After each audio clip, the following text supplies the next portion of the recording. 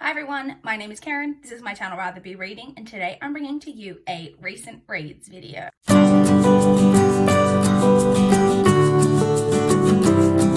So, new angle.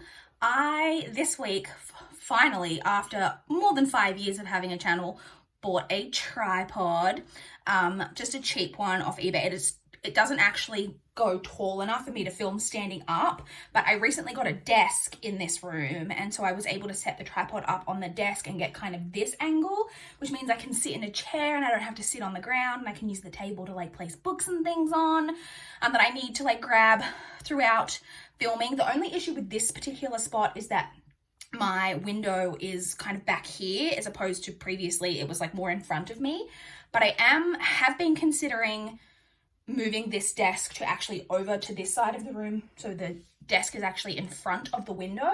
I'm not sure if I'd be able to get a great angle of the books doing that, so we may be playing around with the angle of videos in the next few upcoming videos to find out something that works so that I can film sitting in a chair. I also don't actually have a proper desk chair yet. I've been meaning to get one, but the one that I want to get has been sold out for ages, presumably because with everyone working from home due to the current world situation, they've been out of stock. So I'm not sure either that once I have the desk chair, it'll have like probably a bigger like back on it, and I'm not sure if that's going to block out a lot of the view, which means maybe it won't be feasible for me to film. But I could always, I guess, change the chair over and just sit in a different chair when I'm filming, but who knows? So the moral of the story is that I may be playing around with angle over the next few videos, so I hope that is okay with you. Let me know what you think of this. You can see a lot more of my bookshelves from this particular angle, which I think is fun. I really need to reorganize them at the moment. You can see kind of,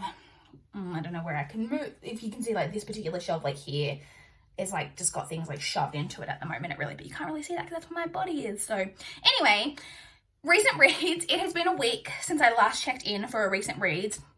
I completed 5 books this past week, so not as many as I have been getting through, but I have, I'm not gonna lie, been a little bit slumpy in the end part of this week, but we'll get into that more as the video goes on. So let's jump in and talk about the books that I did manage to complete this week. This is so weird to be filming like this. Oh, it feels so strange. So the very first book that I completed this week, oh, I've got to be careful not to push too hard on that table because then we get shaky cam, was One to Buckle My Shoe by Agatha Christie. This is I think it's the 23rd, the 22nd or 23rd, somewhere around there, book in the Hercule Poirot series, which if you've been watching my channel, you know is a series of books that I have been slowly working my way through. It is, this one is about Hercule Poirot is at a dentist appointment at the beginning of the book, and after he leaves the dentist appointment later that day, his dentist shoots himself in the head. And it's they think that it might obviously is suicide, but Hercule Poirot is not convinced because his dentist seemed perfectly normal, didn't seem to be down on, in low spirits or anything like that, and there seems to be no history of mental health problems or any real reason to suspect that the dentist may have tried to take their own life. So it's all about that investigation. This one was just okay. Not my fave of the series by a long shot. It was a bit too, like the mystery got a bit too like convoluted for my taste. Like for the first, like Agatha Christie's mysteries a lot of times, or at least a lot of the ones in the Hercule Poirot series, can get pretty complicated, I'm not gonna lie. But for me, I never really struggled to follow them. This is the first time that there are a couple of points where I was like, wait, who?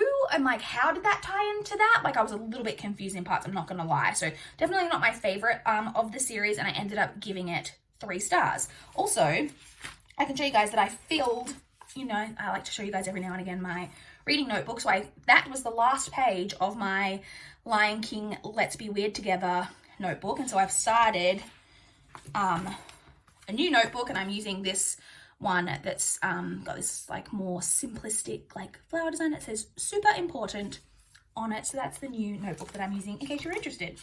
Anyway, getting back to the books, the next book that I read after that was Paper Girls Volume 6. And I hadn't realized until very recently that this is actually the final volume. This is not ongoing anymore. It was just a straight 6 volume series, which I really like because a lot of graphic novel series, keep going on for quite some time. And because I generally get graphic novels from my library, the time in between me reading the volumes can be to the series' detriments that I start to like lose track of different things. And that was a little bit the case with Paper Girls, because this is quite a complicated storyline. So in case you don't know, it's about four girls,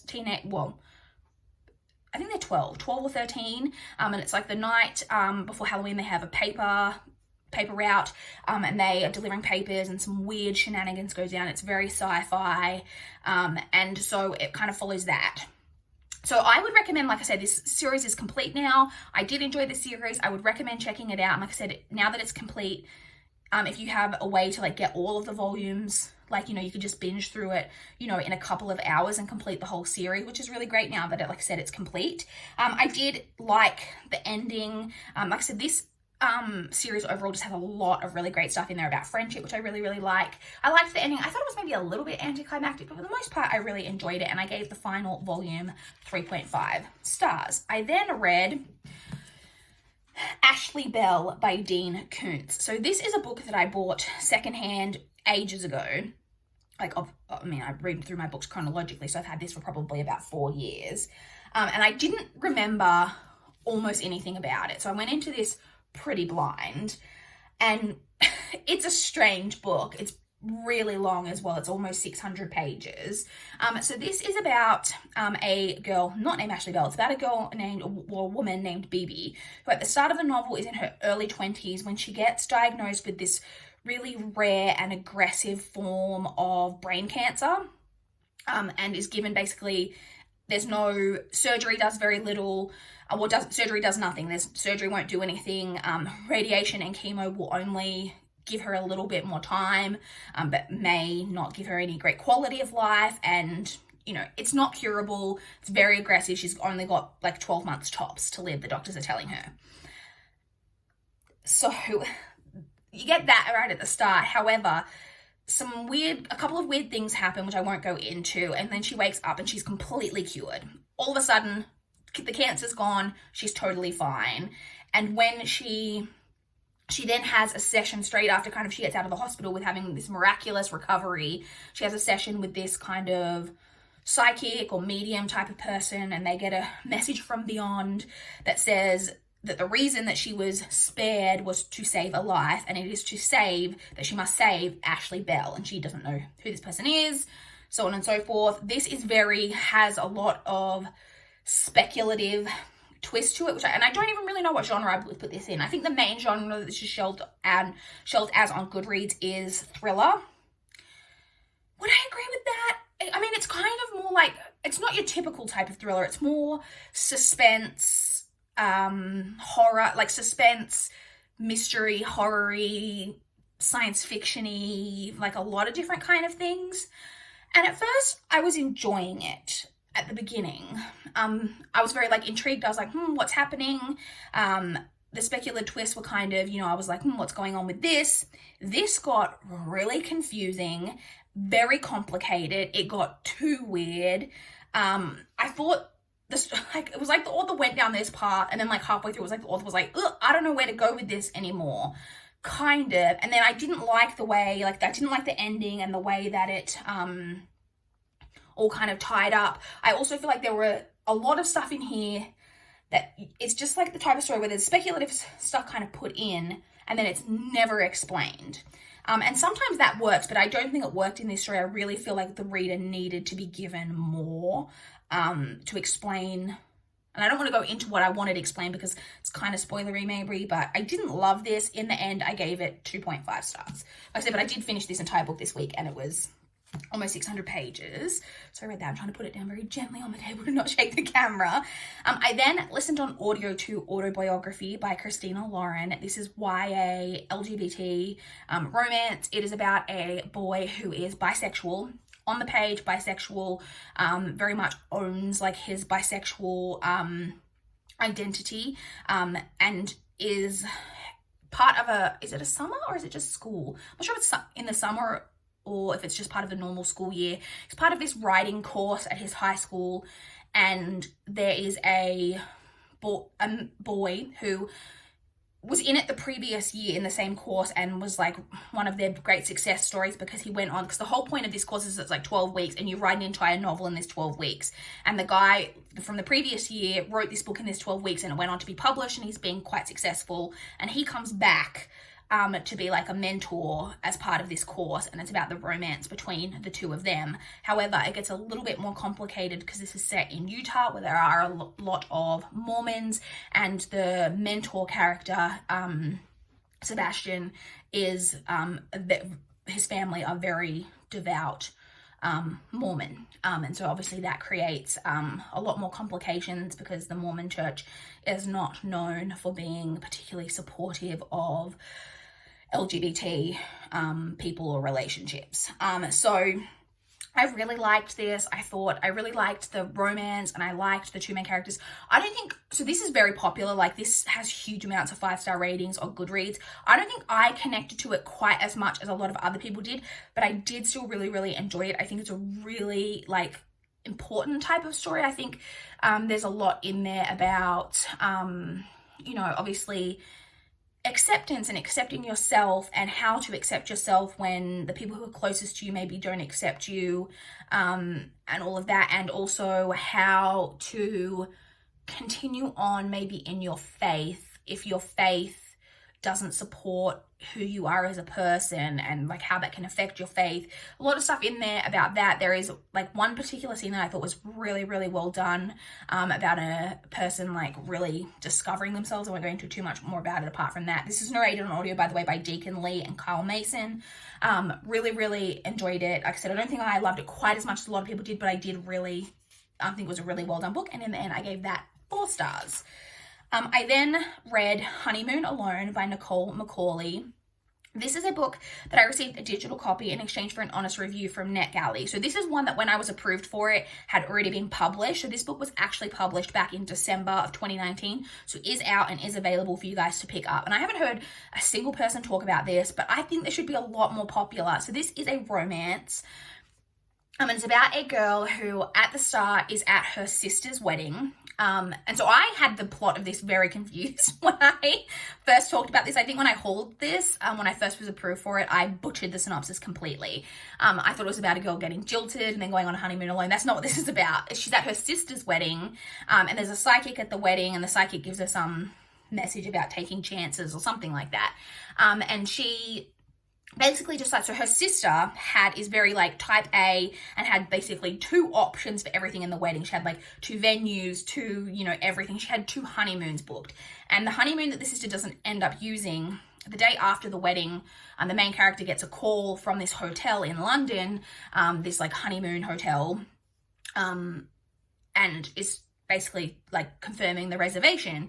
And she's like, and decides to go spur of the moment on this trip to London on her own to stay at this hotel and like travel to London. And it's very like outside of what she would normally do, just as, you know, spontaneously take this trip. It's also happening right at Christmas. And it also gets a little bit more complicated because this hotel is a purely, and I don't know if these actually exist, but it's purely a honeymoon hotel. It is for couples, like only like couples on their honeymoon, and it's also like the reservation is not transferable, so she has to pretend to be her sister at the hotel, and then it gets complicated because she doesn't have a husband, and there's like all things in there about that. And it's very much felt to me, this book was just like so cute and enjoyable. It felt to me like a Hallmark Christmas movie. It's very rom-com-y. It's got a kind of like, it's got a lot of different tropes in there. There's kind of a fake dating trope, kind of. There's a hate to love kind of like trope in there as well. It's very much got like kind of silly shenanigans in there that are maybe a little bit like kind of eye roll worthy, but are just super cute. And I just like thought this was really fun rom-com-y romance, and I think a lot of people would really enjoy this. Like I said, and I think this is like really missed the boat. Like I said, it was published just before Christmas, but I didn't hear anything about it. The cover doesn't really lend you to believe that this is a Christmas story. At least I didn't really pick up on it being Christmassy. The title too, even though she technically is going on a honeymoon alone, it's like not a honeymoon, like she's just going on a holiday. I think maybe the title didn't do it any favors, but if it sounds like something you'd be interested in, I would look into seeing if you can get your hands on a copy, maybe on ebook, and checking it out, because I thought it was a lot of fun, and in the end I gave it 4 stars. I can see a cat trying to crawl and get over onto this table, and I'm trying to keep her from coming out of shot, and also if she jumps on the table she's probably going to shake the camera, and she's right now on a cat tower that is very precarious. Okay, so that's everything that I completed. In terms of my current reads, so last week I talked about how I was reading, and I got the title wrong when I talked about it last week, and I should have checked. I'm pretty sure it's Ship of Destiny, which is the 3rd book in the Live Ship Traders trilogy by Robin Hobb, and I was like 40-something% of the way through that. And I didn't realize at the time of talking about that book that I only had like a day left on my, having it checked out from the library, the audiobook. And so it ended up returning itself to the library before I finished it. And I had to put it back on hold. And so now I'm waiting for that to come back on hold so I can complete it. So I'm technically still currently reading that, but I'm not actively working my way through it. Hopefully the audiobook doesn't take ages to come back in. And then I am actually partway through another audiobook. I started the audiobook for The Beauty That Remains by, and I didn't write down the author's name. It's Ashley someone. There will be a picture of the cover here. I'm about halfway through this at the moment. It's a YA story about 3 separate characters who are all really struggling with grief. One of them's twin sister died, one of them's best friend died, and one of them's ex-boyfriend died. And there's also quite good diversity in there. One of the main characters is Asian, one of the main characters is Black, and one of the main characters is gay. So a lot of great diversity in there. Like I said, it's a very like tough kind of read, because like I said, it is about grief, but I'm about halfway through that, so reserving my thoughts on that until I finish that off. And that I've checked, I will definitely be, I should have finished that this week, but I said I got a bit slumpy towards the end of the week. And then we get into like really the evidence of how slumpy I got is because my actual like physical read that I'm working my way through that I started is The Host by Stephanie Meyer. This has an embarrassing amount of cat hair on it. So I'm possibly the only person on the planet who hasn't read The Host by Stephanie Meyer. I of course read Twilight back in the day, like when everyone was reading it, but I never picked up The Host. So I'm finally checking out what this book is all about. And I'm currently on page 47. That's right, 47. And I started this on Wednesday, I think it was, and it's now Saturday, and I've only read 40 pages, which is very unusual for me. Oh, what's going on there? Very unusual for me. Like I said, and I don't think it's the book, although I will say that the first chapter or two, I was like, what's going on? Like it was a bit confusing. And also this book, I knew this book was like kind of big, but it's way bigger than what I even like realized that it was. My copy is 600 and some pages, like 617 pages long. So it is really chunky. So I'm not sure if I'll even get this done this weekend. I'm hoping to, but I'm going to, at the very least, try to get a really significant chunk of the way through this. The only thing I knew about what this was actually about is I have seen the movie trailer, but I don't remember that much about the movie trailer. So I've got a general gist of what I kind of thought the plot was about, that I thought it was kind of like a Invasion of the Body Snatchers type of deal. And that's all I really know. And like I said, I don't have too much thoughts on this so far because I am only 47 pages of the way through. So that's it. I would love to chat with you guys in the comments down below. If you've read any of these books, if you've got any thoughts on them, or if you want to talk about what you guys have been reading recently, I would love to know. Please also do let me know what you think of this type of angle. I will say that I really don't think this lighting situation is going to work, like depending on what time of the day it is. So I definitely think I will be experimenting with moving the desk over here and then seeing if I can get an angle, because then the light will be like more behind the camera, like shining onto me, which I think will work better for lighting, but I'm not sure what angle I'll be able to get from there of like me with bookshelves. So we'll have to like play around a little bit and see what we can do. So let me know what you think about a change up of angles. I don't know how I feel about it. You wouldn't think it's that different, but I feel weird. Like it feels weird, but I'm sure I'll get used to it. Like I said, I would love to chat in the comments down below. Please like this video if you liked it. Please subscribe if you want to see more from my channel. That is all I have for this video today.